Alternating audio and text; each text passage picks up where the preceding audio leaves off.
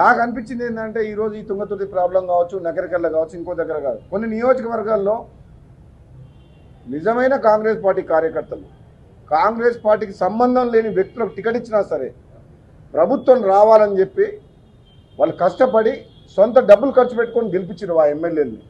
అక్కడ ఈ వచ్చిన ఎమ్మెల్యేలు వాళ్ళతో పాటు వచ్చిన టీఆర్ఎస్ సైన్యాన్ని తీసుకొచ్చి నిజమైన కాంగ్రెస్ పార్టీ కార్యకర్తల మీద కేసులు పెట్టించి కొట్లాడుతుంటే ఇప్పుడు వీళ్ళు బాధపడుతున్నారు. మేము కష్టపడి మేము గెలిపిస్తే మన కాంగ్రెస్ పార్టీ ఎమ్మెల్యే అయ్యిండి కూడా మాకు పదవులు ఇవ్వడమే కాదు, మాకు పనులు చెప్పడమే కాదు, అవమానించడమే కాదు, మా మీద కేసులు కూడా పెడుతున్నారు అని చెప్పి ఈ నగరికల్లో కానీ తుంగతుర్తిలో కానీ చాలా నియోజకవర్గాల్లో జరుగుతుంది.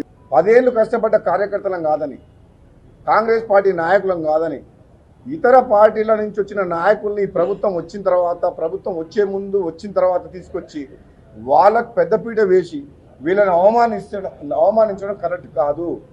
కాంగ్రెస్ పార్టీ కార్యకర్తలను కాపాడుకోవాలి.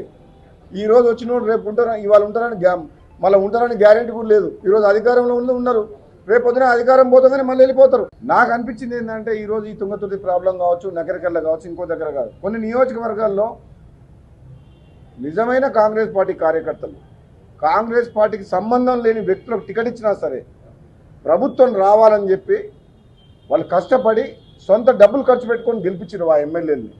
అక్కడ ఈ వచ్చిన ఎమ్మెల్యేలు వాళ్ళతో పాటు వచ్చిన టీఆర్ఎస్ సైన్యాన్ని తీసుకొచ్చి నిజమైన కాంగ్రెస్ పార్టీ కార్యకర్తల మీద కేసులు పెట్టించి కొట్లాడుతుంటే ఇప్పుడు వీళ్ళు బాధపడుతున్నారు. మేము కష్టపడి మేము గెలిపిస్తే మన కాంగ్రెస్ పార్టీ ఎమ్మెల్యే అయ్యిండి కూడా మాకు పదవులు ఇవ్వడమే కాదు, మాకు పనులు చెప్పడమే కాదు, అవమానించడమే కాదు, మా మీద కేసులు కూడా పెడుతున్నారు అని చెప్పి ఈ నగరికల్లో కానీ తుంగతుర్తిలో కానీ చాలా నియోజకవర్గాల్లో జరుగుతుంది.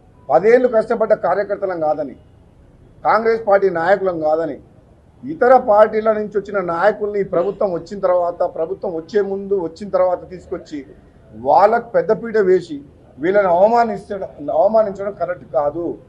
కాంగ్రెస్ పార్టీ కార్యకర్తలను కాపాడుకోవాలి.